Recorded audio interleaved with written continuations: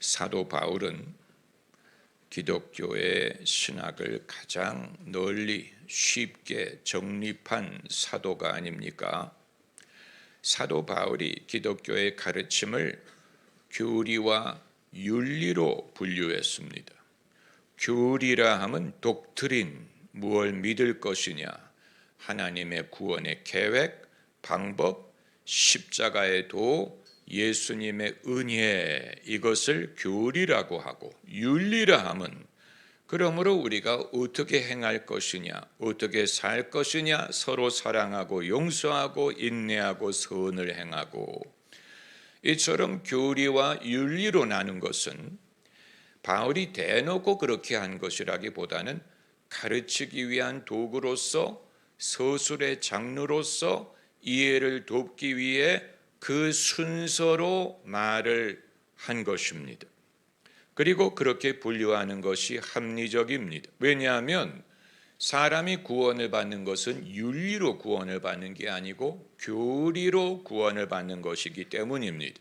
우리가 행함으로, 우리가 무슨 선을 행하고 도덕적으로 삶으로 구원을 받는 것이 아니고 예수 그리스도를 믿음으로, 그 은혜를 믿음으로 구원을 받는 것이기 때문에 교리와 윤리를 따로 떼어서 말하는 것이 당연히 우리 이해에 도움이 될 것입니다.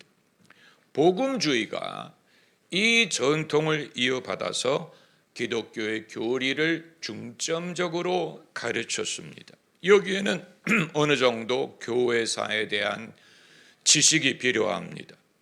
자유주의 신학이 19세기, 20세기 초에 자유주의 신학의 오류에 대처하기 위해서 발전한 것이 복음주의예요. 자유주의 신학은 성경에 대한 믿음을 상실했습니다. 그래서 기적을 믿지 않고 예수님의 신성에 대해서 확신하지 못하고 예수님의 역사성에 대해서 확신하지 못하고, 그러다 보니까 그들이 가르칠 수 있는 것은 윤리밖에 안 남았어요. 서로 사랑해야 되고 섬겨야 되고 공의를 행하고 민주주의, 평화, 평등, 인권, 이런 식으로 자유주의 신학이 윤리를 가르치는 종교로 전락을 하다 보니까 복음주의가 거기에 맞서 성경을 변호하고 기독교의 교리를 재건하려고 하다 보니까 예수님은 누구시며 성령은 누구시며 사람이 어떻게 구원을 얻으며 예수님이 어떻게 재림하시느냐, 이 같은 독트린, 교리를 강조할 수밖에 없었던 것입니다. 그리고 대한민국의 교회도 이 영향을 많이 받고 거기에다가 플러스 우리 고유의 영성, 기복신앙의 영향을 받다 보니까 믿음을 강조하고 축복과 기도를 강조하게 되었습니다. 결과적으로 한쪽이 승하면 나머지가 어떻게 됩니까? 쇠하는 면이 있죠. 교리를 강조하게 되니까 윤리가 쇠한 면이 있습니다. 제 자신에게도 그런 면이 있습니다. 저도 성도들에게 설교를 할 때 올바른 믿음을 가르치면 윤리적인 변화가 일어나겠지, 인격적인 변화가 따라오겠지, 이렇게 전제하고 올바른 믿음을 심어드리기 위하여 노력을 많이 했는데, 그런데 그런 변화가 요원하더라는 거예요. 여러분, 개개인에 대해서 말씀드리는 게 아니에요. 일반적으로 그렇다는 말씀을 드리는 것입니다. 시차가 너무 컸던 것입니다. 저쪽에 문을 닫아주세요. 해가 언제 가장 높습니까? 정오에 가장 높지요? 그러나 가장 더울 때가 언제예요? 정오가 아니고 2, 3시가 아닙니까? 그러니까 시차가 발생하는 거예요. 해가 가장 가까울 때와 가장 더워질 때 시차가 발생하는 것처럼 사람이 올바른 믿음을 가지면 인격적인 변화가 일어나겠지. 그러나 그 시차가 점점 길어지다 보니까 어떤 경우에는 아예 발생하지 않는 것처럼 보이는 사람들이 있더라는 것입니다. 대한민국의 개신교가 비판받는 부분이 바로 여기에 있고, 이것은 바로 본 것입니다. 어느 누구도 교리적인 면 때문에 기독교를 비판하지 않고, 어느 누구도 신앙의 열정이 부족하다는 이유 때문에 비판하지 않는데, 가장 현전하게 비판하는 부분은 인격적인 면과 윤리적인 면이 있지요. 그 보는 눈이 틀리지 않아요. 우리는 항의합니다. 우리의 중심을 봐달라. 당신이 나를 몰라서 그런다. 내가 중심에는 신실한 사람이다. 이것을 인정해달라라고 말을 하지만, 세상 사람 보기에 안 보인다는 말은 있는데 안 보이는 것보다는 없기 때문에 안 보이는 경우가 더 많습니다. 임금님이 벌거벗었다라는 말이 정확했던 것처럼, 개신교인들이 의롭지 못하다라는 말이 틀린 말이 아니고, 그건 대한민국만 그런 게 아니고 전 세계가 그렇고, 개신교만 그런 것이 아니고 모든 기독교인이 그렇고 인간이 그러한 존재인데, 그럼에도 불구하고 다 그렇기 때문에 괜찮아라고 말할 수 없는 이유는, 남은 어떻더라도 나는 하나님 앞에 바로 서기를 바라기 때문입니다. 할렐루야. 일본의 기독교 문학과 기독교 전통을 우리가 없인 여길 수 없어요. 빙점의 작가 누굽니까? 미우라 아야코가 말하기를, 자신이 기독교인으로 개종할 수 있었던 계기가, 가라앉는 배에서 어떤 신부님이 자기의 구멍조끼를 벗어서 구멍조끼가 없는 사람에게 주고 자기는 물에 빠져 죽은 것을 본 후에 기독교인이 되었다라고 하지 않습니까? 여러분, 일본의 기독교에는 이런 전통이 있습니다. 우리나라에서 그런 작품을 찾아보기가 어려워요. 우리나라가 그런 식의 신앙을 말하는 사람이 적다는 것은 그들이 특이하다는 것입니까? 우리가 특이하다는 얘기입니까?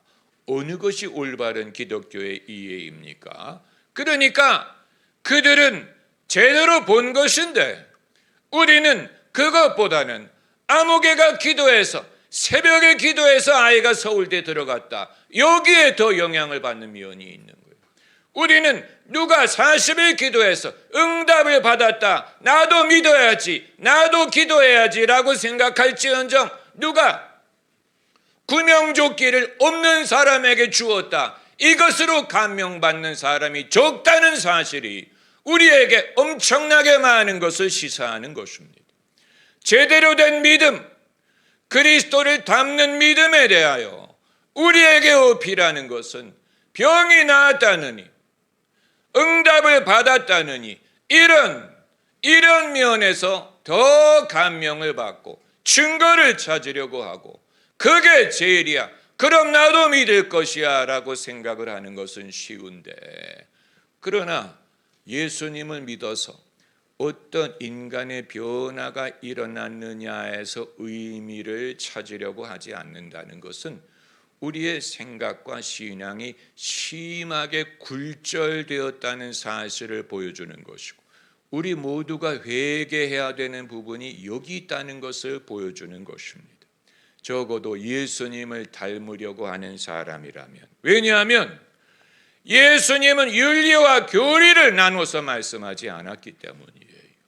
성경 어디에, 예수님의 말씀 어디에 그것을 분리해서 별도의 장르로 말씀하지 않고, 예수님에게는 당신의 행함이 그것이 교리가 되었고, 예수님은 당신의 행함으로 우리를 구원하셨어요. 예수님은 당신의 십자가 순환과 순종으로 우리를 구원하셨기 때문에 예수님에게는 교리와 윤리를 나눌 필요가 없었는데, 여러분, 우리가 예수님을 닮는다라고 할 때 이 부분을 생각하지 않는다면 그건 얌체적인 마인드를 가진 것입니다. 사람들이 늘 물어보는 게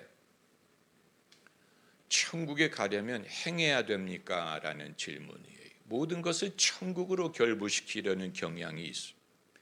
그래서 천국에 가려면 윤리를 행해야 됩니까? 아니거든요. 믿으면 천국에 가거든요. 그럼 그럼 됐어요. 그리고 이제는 윤리가 없어도 되는 줄로 생각하는 경향이, 우리의 얌체적인 면이 그래요.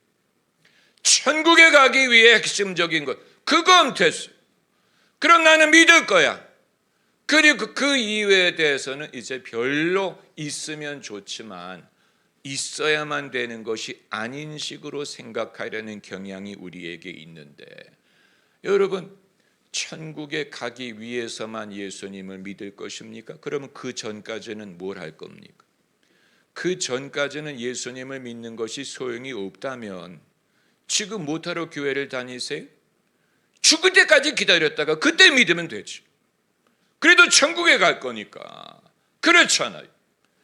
예수님을 믿는 믿음이 내가 이 땅에 사는 동안에 유익하다고 믿는다면 그것을 천국과 결부시키는 것은 무리가 있는 것. 혜택이 있다면 지금 있을 것이 아닙니까? 할렐루야. 혜택이 있다면 지금 누려야죠.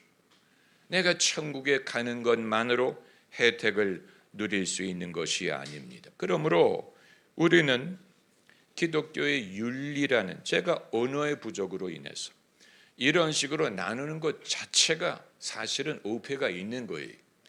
윤리와 교리로 나눌 수밖에 없는 것 자체가 우리의 생각의 한계 때문에 그런 것이고 언어의 한계 때문에 그런 것이지, 원래 하나님의 넓은 섭리와 지혜에 이것을 분명히 나눌 필요가 있지는 않았을 것 같아요. 그러나 우리의 생각의 한계와 언어의 한계와 우리의 개념의 한계로 그걸 한꺼번에 생각하는 것이 너무 어렵다 보니 이해를 돕기 위해 교리적인 것과 행동과 윤리에 대해서 나누는 것이지만, 그러나 하나님의 관점에서는 너희가 이해를 돕기 위해 설명을 하는 것이지 원래 나에게는 이것이 나누어지지 않았다라고 아마 말씀을 하실 것이라고 봅니다. 여러분, 기독교 윤리의 핵심이 어디에 있느냐? 오늘 본문 시편 15편에 그 원리가 있습니다. 이 본문 15편 4절에 그 원리를, 그 마음에 서운한 것은 해로울지라도 변치 않는다. 이게 무슨 말이냐면 자기에게 해가 되는 것을 감수하더라도 옳은 것을 실천하는 것, 그것이 기독교 윤리의 기준. 그게 아니고 내게 도움이 되기 때문에 하는 거라면 누구든지 합니다. 누구든지 할 수 있어. 당연히 착하게 살아야지. 당연히 옳은 일을 행하지. 정직해야지. 당연하지. 거기에 대해서 누가 반론을 제기하겠습니까? 도덕 시간에 가르치는 게 그건데, 그러나 이게 나에게 해가 될 때는 사람들이 그 부분에서 넘어지는 거예요. 그래서 성경이 사람이 올바르게 사는 기준이 무엇인가를 가장 잘 말한 것이 해로울지라도 변하지 않는다. 해가 되더라도 옳기 때문에 하는 것. 여러분, 이것이 십자가의 원리입니다. 십자가. 예수께서 십자가를 지신 것은 당신에게 해가 되었어요. 당연하죠.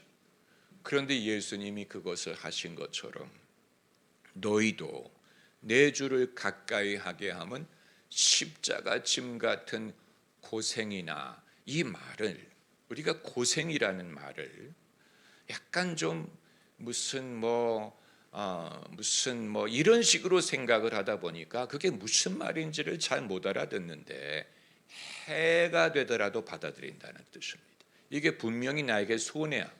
내가 이렇게 하면 반드시 해가 있어. 손해야. 내게 불리해. 그러나 나는 그걸 할 거야.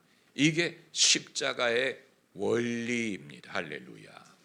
그리고 이 원리를 예수님이 마가복음, 마태복음, 누가복음에 똑같은 구절이 등장하는데 오늘 인용하는 것은 마가복음 8장 35절.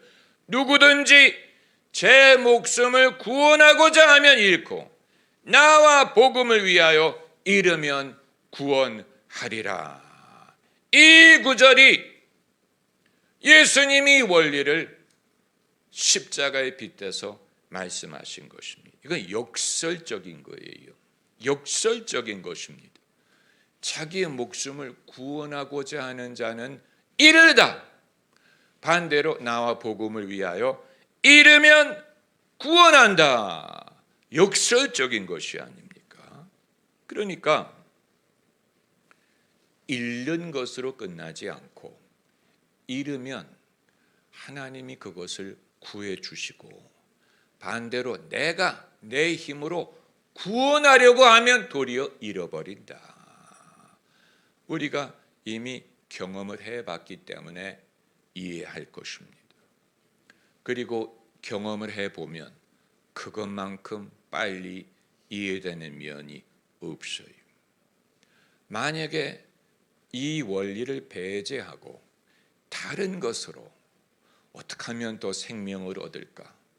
어떻게 하면 높임을 받을까? 어떻게 하면 복을 받을까? 어떻게 하면 하나님의 도우심을 경험할까? 어떻게 하면 내가 은총을 입을까를 이 원리를 배제하고 하려고 하게 되면 아무리 애를 써도 그것으로 해답을 얻지 못합니다. 만약에 대한민국의 교회가 잘못하는 부분이 있다면 이 원리를 배제하고 다른 것으로 대체하려고 했기 때문입니다. 그것이 기도가 될 수가 있고 헌금이 될 수가 있고 봉사가 될 수가 있고, 여러분 농담으로라도 우리의 수고하는 것을 봉사해야죠, 이런 언어를 쓰면 안 됩니다. 그건 마치 내가 하기 싫은데 억지로 해야 되는 거 아니야? 약간 이런 언급을 갖고 있기 때문에 봉사라는 말을 남이 사용을 하면 모르지만 내가 봉사한다라는 말을 쓰는 것은 내 자신이 보이기 위해서 의무적으로 한다는 그런 느낌이 있기 때문에 우리는 농담으로라도 내가 봉사해야죠, 이런 말을 하면 안 됩니다. 여러분 그게 무슨 말인지 이해를 하실 것입니다. 만일 제가 주일날 예배 인도하러 교회 오면서 나 봉사해야지, 내 희생해야지, 내 주를 가까이 하게 하면 십자가 짐 같은 고생이야, 그럼 여러분 즐겁겠어요? 목사님이 우리에게 설교하는 것을 십자가로 비유하시네. 별로 안 즐거운가 봐, 별로 안 기쁜가 봐, 억지로 하나 봐. 그건 누구에게도 기쁨이 되지 않고 저에게도 기쁨이 되지 않고 하나님에게도 기쁨이 되지 않고 어느 누구에게도 기쁨이 되지 않고, 그것보다는 내가 이 일 이외에는 할 일이 없어요. 나는 원래부터 이 일을 하고 나는 이 일을 할 때 가장 즐겁고 이 일을 할 때 가장 수혜받는 사람이 나예요. 내가 제일 좋아요. 내가 가장 복을 받아요. 하나님, 저를 배제하고 당신의 일을 하지 마세요. 저를 제일 먼저 껴주세요. 저도 주님을 가장 먼저 저의 삶에 주님 섬기는 일을 기쁨으로 삼겠어요. 여러분 그것이 즐거운 일이 아닙니까? 할렐루야. 주와 함께 길 가는 것 즐거운 일 아닌가? 우리 자신이 주님과 같이 길 가는 것이 저에게는 우선순위고, 그걸 없이 인생을 생각할 수 없고, 옛날에도 그렇고 지금도 그렇고 죽는 날까지 주님을 섬기는 것이 저의 본분이고 그게 저의 할 일이고, 그걸 떠나서는 그 이외의 인생을 상상할 수도 없어요. 그래야 하나님도 그래, 내가 하는 일에 너를 빼고 생각할 수가 없다. 내가 하는 일에 너도 같이 하자. 우리 같이 일하자. 같이 길을 가자. 같이 기뻐하자. 이게 주님과 함께 동행하는 것이죠. 그렇지 않습니까? 여러분 이 일을 이런 식으로 생각을 하면 남에게 맡긴다는 것은 상상할 수가 없는 것입니다. 남에게 맡기고 수고는 남이 하고 내가 혜택을 얻어야지. 수고는 헌신한 사람이 하고 나를 위해 기도만 해주세요. 수고는 거룩한 사람이 하고 나는 수혜를 입겠다라고 생각을 할 수 없고, 이 길이 복된 길이라면 나도 끼워주세요. 나도 그 일을 하리. 이 일을 하는 데 있어서 내가 성직자냐 평신도냐 집사냐 장로냐 권사냐를 생각할 필요가 없이 믿는 사람이라면, 나를 믿는 사람이라고 여긴다면 나도 이 일을 하게 해 주세요.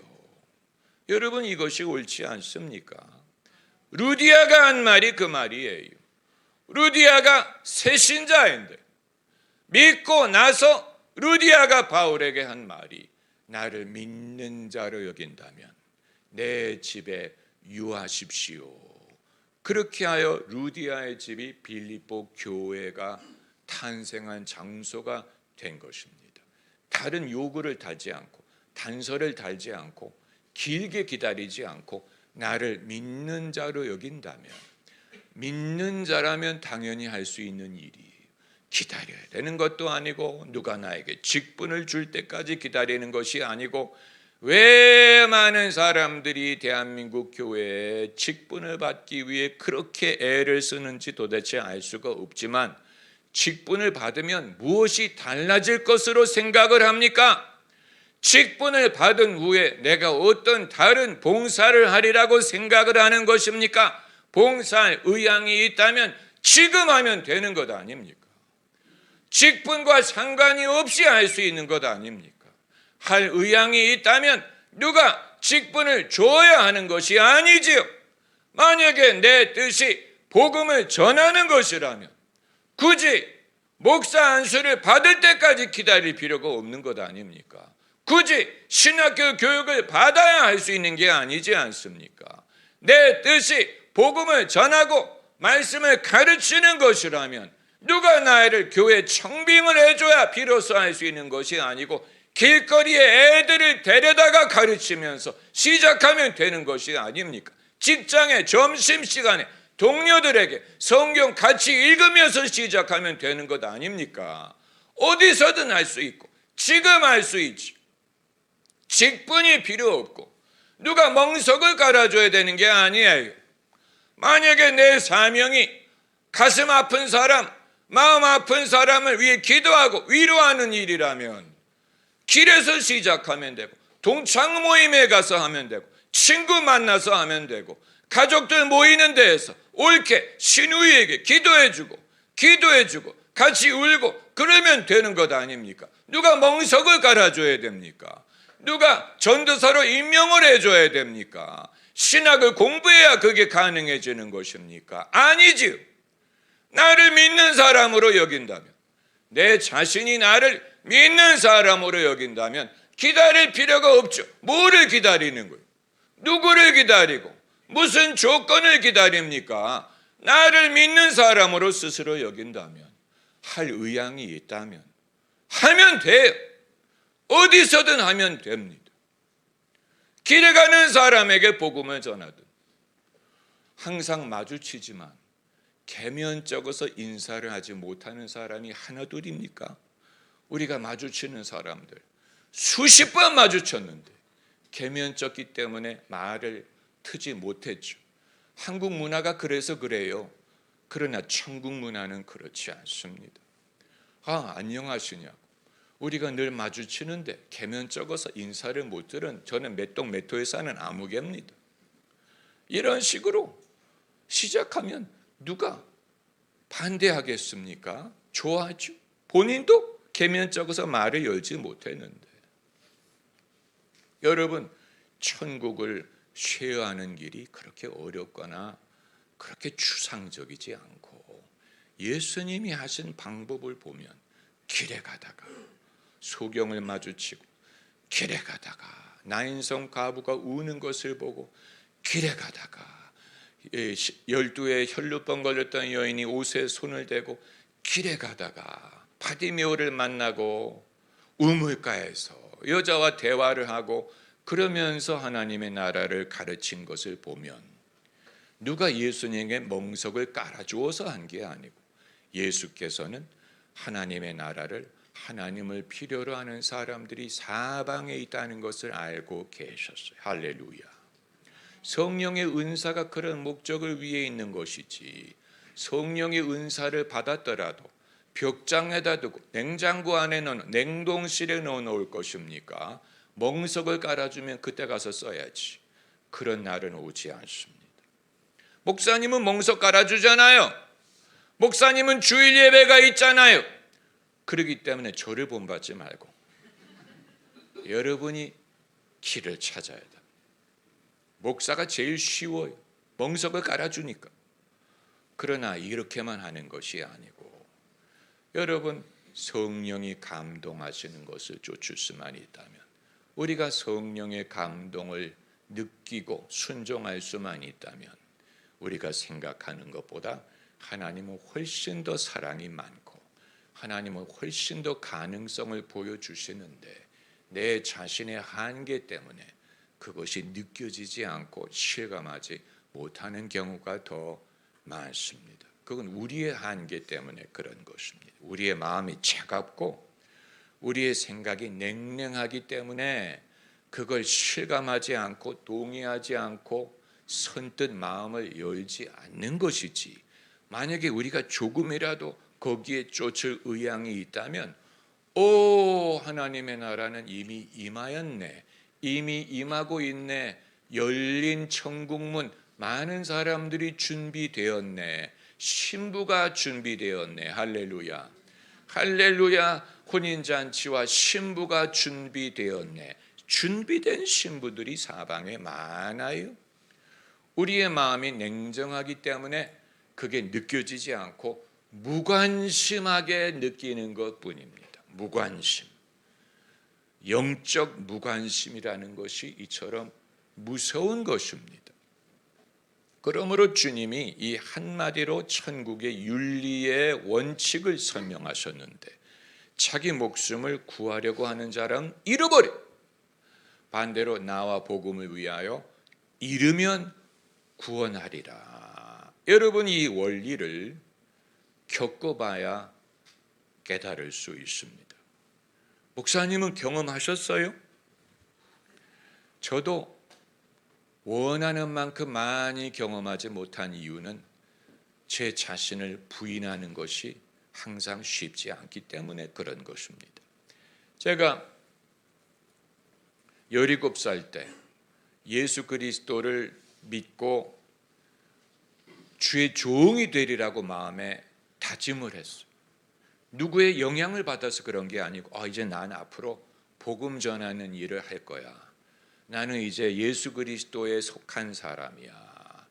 이걸 보고 저희 부모님이 당황하시고 교회 목사님도 당황하시고 주변 사람들이 당황했어요. 그리고 그냥 해프닝으로 끝나는 줄로 알았어요. 그런데 그때 그 변화가 저에게는 예수님과 복음을 위해 제 목숨을 버리는 것과 같은 그런 헌신이어서 하나님이 그걸 보신 것 같아요.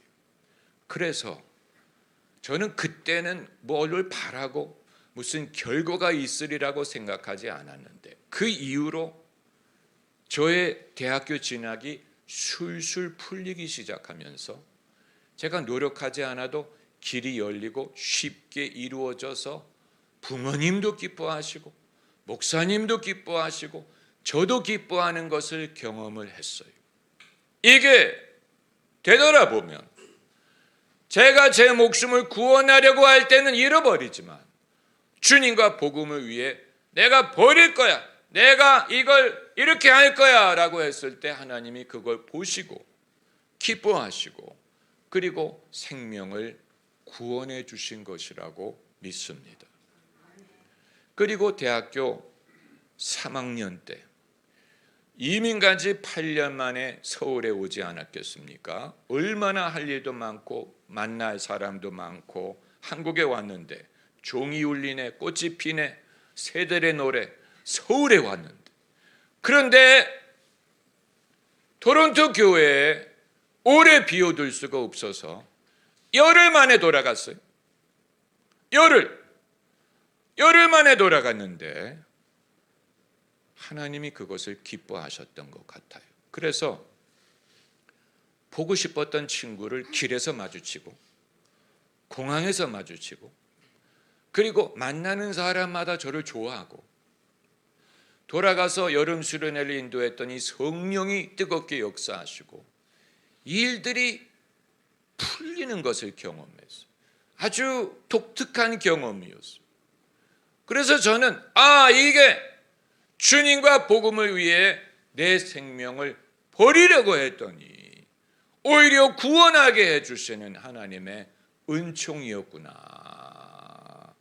여러분, 그러니까 그냥 버려라, 희생해라 라고 끝내는 게 아니에요. 성경의 원리는 너희가 천국을 위해 희생하세요, 버리세요, 수고하세요, 이걸 말하는 게 아니고, 버리면 오히려 구원하리라. 할렐루야. 여러분, 여러분 이걸 알면 주님이 가르치시는 그 원리가 내가 행함으로 천국 가는 거예요? 아니잖아요.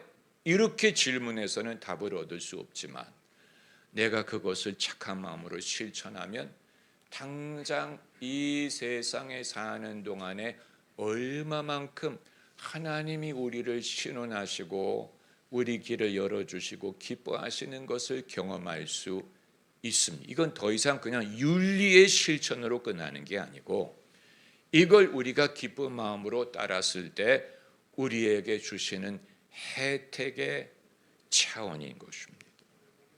여러분, 그러므로 다른 어떤 것으로 대체할 수, 그냥 기도를 열심히 하고 금식을 하고 40일 기도를 하고 헌금을 하고 무슨 일천 번제를 드리고 이런 어떤 것을 하더라도 자기의 목숨을 버리는 것 같은 그런 해가 되더라도 그것을 감수하는 그것이 없이 기도만 해보세요. 그게 되나? 그렇게 되면 기도가 우상이 되는 것이고, 이런 모든 종교 행위가 우상이 될지언정 정말로 주님이 제시하는 길은 안 가고 너희는 열정으로 대체하려고 하더라, 그냥 열심으로 하려고 하더라, 기도만 열심히 하면 되는 줄로 알더라. 아니에요. 주님은 그런 식으로 말씀하지 않았어요. 여러분, 주와 함께 길 가는 것은 즐거운 길이고 내게도 즐겁고 하나님도 즐겁고 주변 사람들이 같이 즐거워하고 천국을 맛보며 주 안에 살리라. 존귀하신 예수, 할렐루야. 위대하신 예수,